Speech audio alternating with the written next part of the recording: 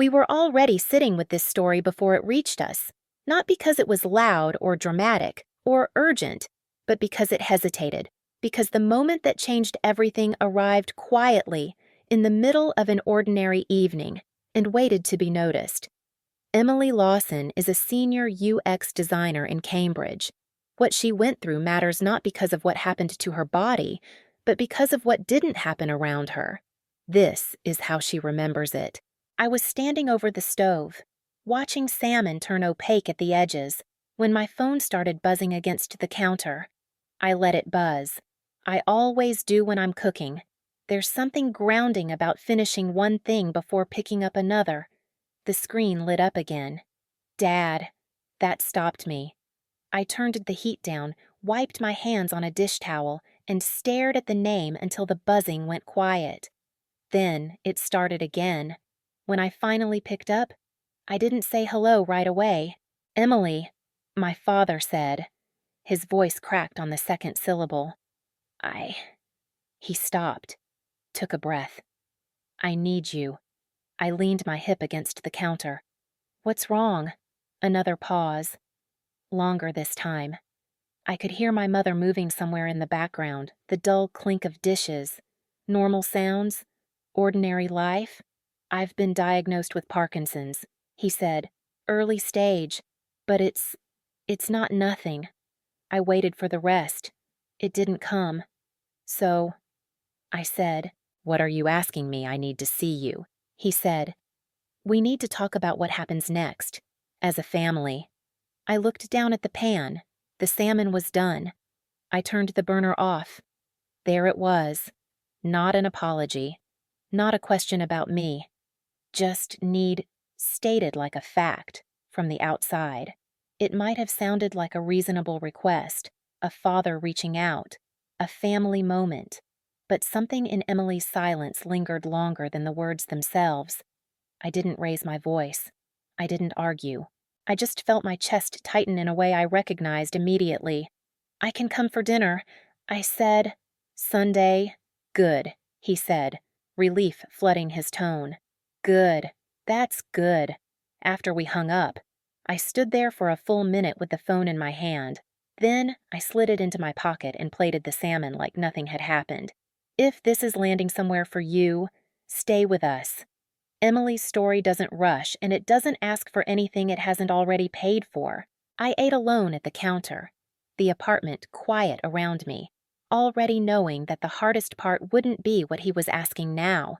It would be remembering what he hadn't asked then. Before any of that, my life was fine, not perfect, just steady in a way I'd worked hard for.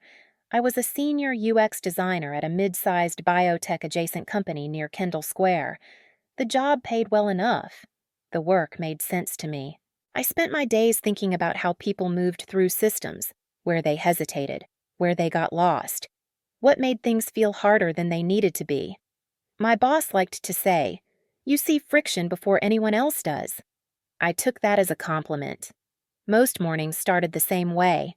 Coffee at home, oatmeal if I remembered, a quick check of my calendar before heading out. I rented a small condo too expensive for what it was, but that's Cambridge. I kept it clean, minimal. A few plants I managed not to kill. That felt like an accomplishment. On Thursdays, I met my friend Sophia for dinner when her schedule allowed. She worked long hospital shifts and never complained about them. We didn't talk about heavy things unless they came up naturally. Mostly, we talked about work, bad dates, food that was overpriced but still worth it. One night, she glanced at my screen while I was finishing a project at her kitchen table. "You ever get tired of fixing things for people who don't notice?" I shrugged. "It's kind of the point." She smiled. "You're good at it."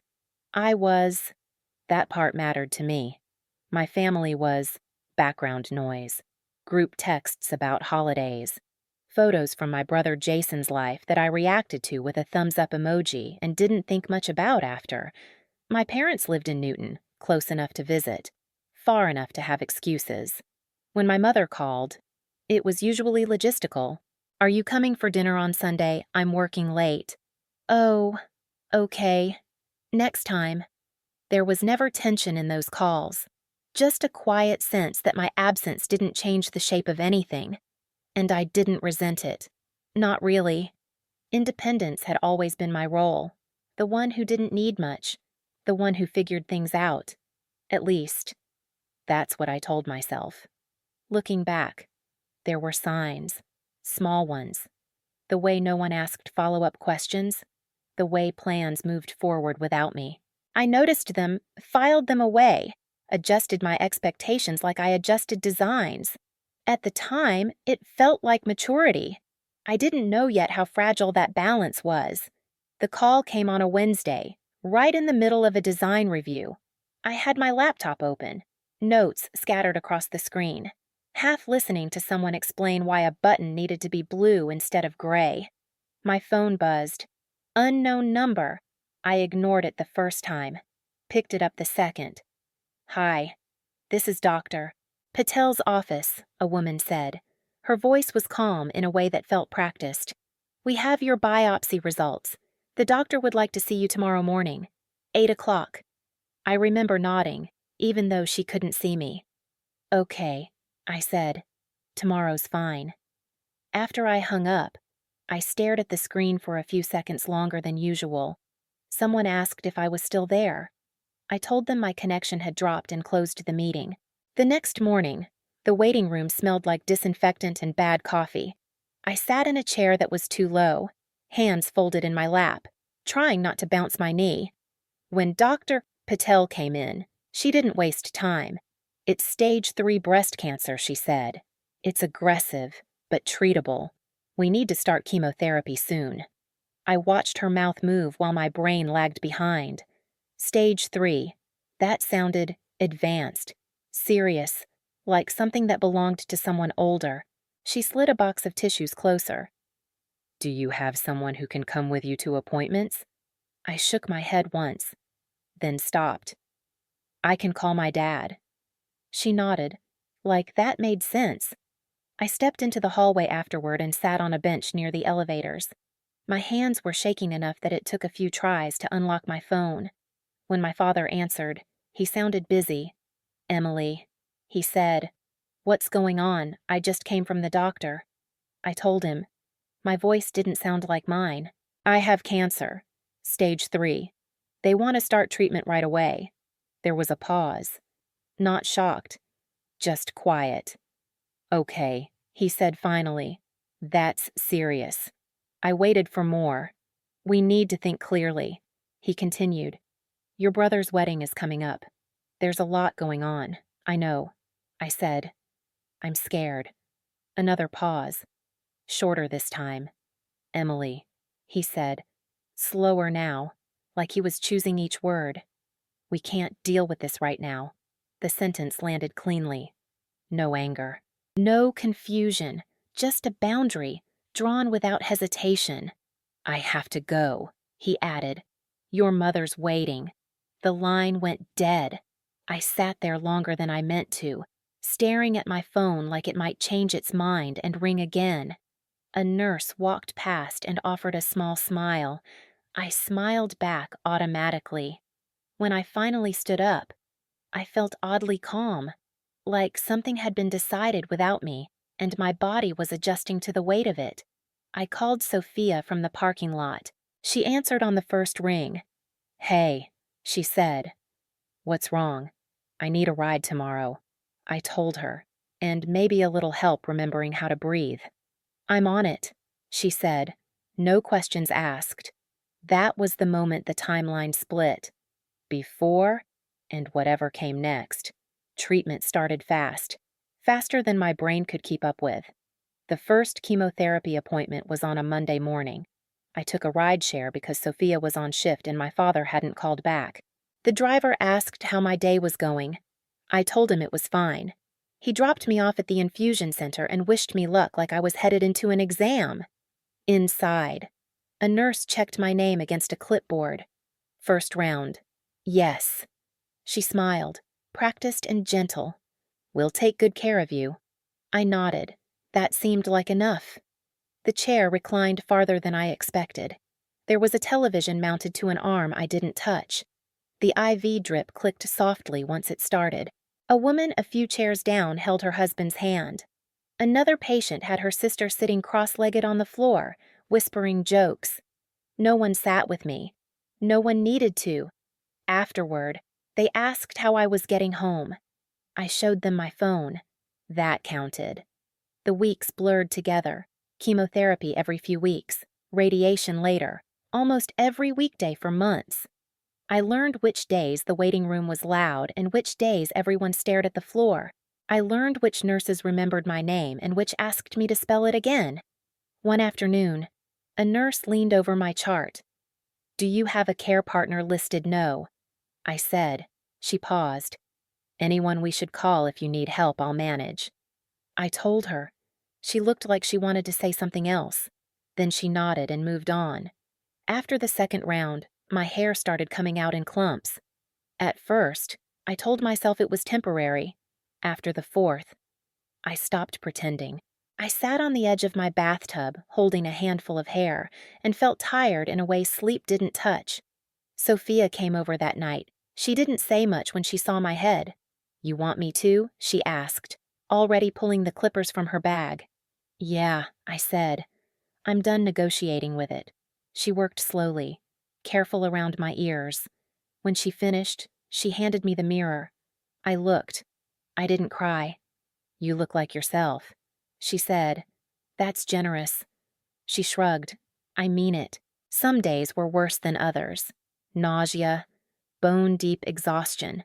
Once, after a long session, I tried driving myself home because my phone had died and I didn't want to ask for help again. I pulled over halfway, forehead against the steering wheel, breathing through it until the shaking stopped. No one knew. No one needed to. At appointments, doctors explained treatment plans to me alone. Forms were handed to me alone. Decisions landed on my shoulders and stayed there. I got used to answering questions meant for two people. "How's your support system?" "I'm okay," I said. And most days, that was true enough. The invitation arrived anyway. Thick paper, cream envelope, Jason's name centered in careful lettering, like it had been measured twice before printing. I set it on the counter and didn't open it for a few days. When my mother finally called, her voice was bright in a way that felt rehearsed. "Did you get the invitation?" "Yes," I said. "It's nice." She paused. I could hear her deciding how to say the next part. "We just want to make sure you're taking care of yourself." "I am. It's just..." She exhaled. "You've been through so much. The wedding will be a long day. Lots of people. We don't want you to feel uncomfortable." I pictured the venue photos Jason had texted weeks earlier. Wide lawns, white chairs, everything clean and deliberate. "I can sit in the back," I offered. "Leave early if I need to." Another pause. Softer now.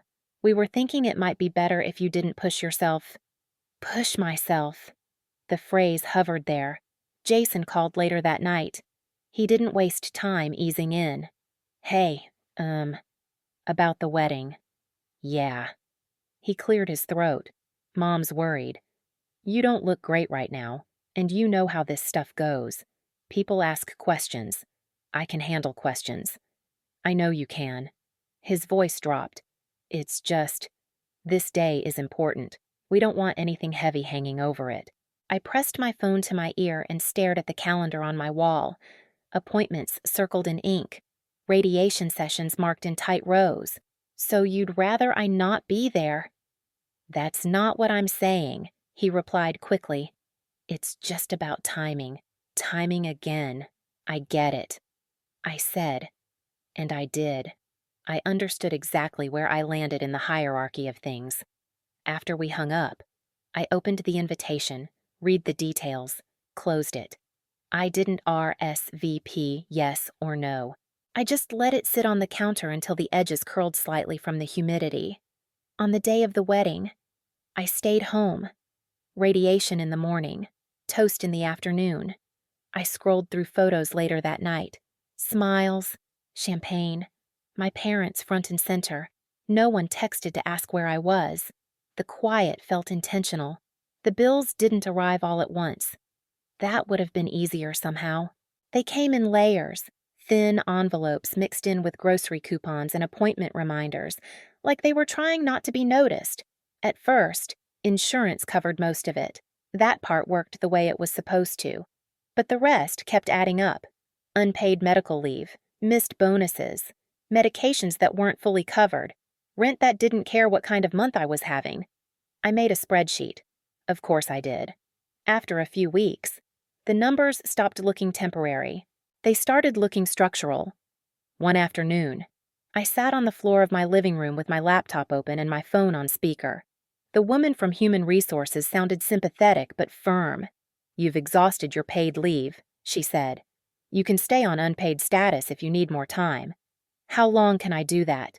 My voice sounded steady, even to me. "As long as medically necessary," she replied.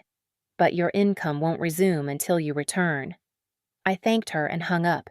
Then I stared at the wall for a while. I sold my car the next week. A man from a dealership came by, walked around it, tapped the hood like he was checking a melon. He handed me a check and said, "Hope everything's okay." "Yeah," I told him, "just downsizing." When that wasn't enough, I pulled money out of my retirement account. The penalty hurt, the taxes hurt, but not as much as the math said they would if I didn't. By the time I took out a personal loan to cover the rest, the total damage sat just over $61,000. Seeing it written out like that made my chest feel tight. Not panic, just pressure. I waited longer than I should have before calling my parents. My father answered on the third ring. "Everything okay? I'm struggling," I said. "The medical bills, the time off work. I could use some help. I'll pay it back." He didn't respond right away. I could hear papers moving. "Maybe mail, maybe nothing. We just paid for the wedding," he said finally. "There isn't much extra right now." "I know," I said. "I thought I'd ask. You've always been good at figuring things out," he added. "I'm sure you'll manage." The call ended politely. No raised voices, no slammed doors. I closed my laptop and leaned back against the couch. The room felt very quiet. That night, I set up automatic payments and moved on to the next thing that needed solving. The worst night came after a long radiation day. Not the longest, just one that tipped something over. I got home, dropped my bag by the door, and sat on the bathroom floor because standing felt optional. The nausea came in waves. I pressed my forehead against the cool tile and waited for it to pass. It didn't. By midnight, my hands were shaking. By 2 a.m, I couldn't keep water down. I called my mother. The phone rang until it went quiet. I waited a minute and tried again. Same result. I stared at the screen, thumb hovering, then called a third time. Nothing. I left a message I don't remember finishing. My voice sounded far away, like it belonged to someone else. At 2:30, I texted Sophia. Just 4 words. "I need help tonight." She replied almost immediately. "On my way." She showed up 40 minutes later, still in scrubs, hair pulled back, keys jangling as she unlocked the door. She didn't ask what happened. She set her bag down, knelt in front of me, and held my hair back when I leaned over the toilet. Afterward, she sat with me on the floor, back against the tub, handing me ice chips one at a time.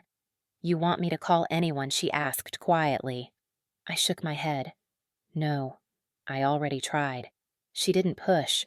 She just stayed. When the shaking slowed, she helped me onto the couch and pulled a blanket over my shoulders. At 10 the next morning, my mother called. "Sweetheart," she said, sounding refreshed. "You called last night. I had my phone on silent. We were exhausted." "It's okay," I told her. "What did you need?" I looked at Sophia in the kitchen, rinsing a mug, moving like she belonged there. "Nothing," I said. "I'm fine." After I hung up, I didn't reach for the phone again. My parents' dining room hadn't changed. Same table, same chairs, same framed photos lining the wall. Stopping somewhere around my early 20s, I noticed that right away. I always did. My father sat at the head of the table, shoulders squared, hands folded in front of him like he was waiting for a meeting to start. My mother moved between the kitchen and the dining room, adjusting napkins that didn't need adjusting. Jason leaned back in his chair, scrolling on his phone. Rebecca sat beside him, one hand resting near her plate, watching everything. My father cleared his throat. "Thank you for coming." I nodded. "You said you wanted to talk." He didn't waste time. "The diagnosis is early stage, Parkinson's. The doctors say it'll progress slowly, but I'll need support. Not right away. Eventually." My mother sat down. "We've been talking about options." My father's eyes stayed on me. "We think it makes sense for you to help. You work remotely. You don't have children. You're the logical choice." Logical. The word landed exactly where it always had.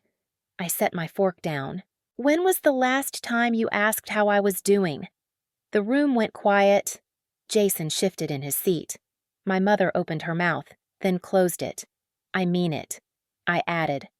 "When was the last time?" My father frowned slightly. "That's not what we're here to discuss." I reached into my bag and took out my phone, opened the patient portal I hadn't looked at in months, turned the screen toward him. "During treatment," I said, keeping my voice even. "There's a section for authorized representatives, care partners, people who hear the plan, who help make decisions." I scrolled once, then again. It was blank the entire time. My mother leaned forward, squinting at the screen. Jason stopped scrolling. Rebecca's gaze moved from the phone to my father's face. Rebecca spoke up, her voice steady. "David, if this had been our daughter, would you have handled it the same way?" No one answered her. My father straightened. "We can't live in the past," he said. "What matters is what happens now." I nodded. That part made sense. Then I stood. "I can't deal with this right now." The words came out clean. No tremor. No heat. My mother reached for my arm. I stepped back, not angry, just finished. "I built a life while you were busy." I said, "I'm not abandoning anyone. I'm just not undoing myself." I picked up my bag and walked toward the door. No one followed me. The house stayed quiet behind my back, full of things that hadn't changed and never would. I didn't go straight home after the dinner. I drove for a while, windows cracked, letting the air move through the car. When I finally parked, I sat there longer than necessary, hands resting on the wheel, feeling the quiet settle back into my body. A week passed, then another. Jason texted once. "Dad's having a rough week?" I read it, set the phone down, and didn't answer. My mother called on a Tuesday afternoon while I was folding laundry. I let it go to voicemail. Later, a message came through instead. "I'm sorry. I should have been there. I see that now." I read it twice, a third time the next morning. I didn't respond. Not because I was angry, because I didn't know what response would be honest yet. That night, I stood in front of the bathroom mirror, brushing my teeth, and caught sight of the thin scar just above my collarbone. My hair had grown back enough to curl at the ends. Not the way it used to be. Different. I touched it, lightly, like checking something real. On Thursdays, I still met Sophia for dinner. Sometimes we talked about work. Sometimes we didn't talk much at all. One evening, a woman from the hospital support group joined us, quiet and nervous, asking questions about scheduling rides and managing appointments. I slid my phone across the table and showed her where to look. "This part matters," I told her. "Put someone down if you can." "It helps." She nodded, relief softening her face. Driving home later, I realized something had shifted, not in my family, in me. Emily Lawson no longer waited for permission to be cared for. She built a life that held her, even when others didn't. That was the part I carried forward. The rest could stay where it was. If this story stayed with you longer than you expected, that's enough. Sometimes listening all the way through is its own kind of answer. We'll be here when you're ready for the next one.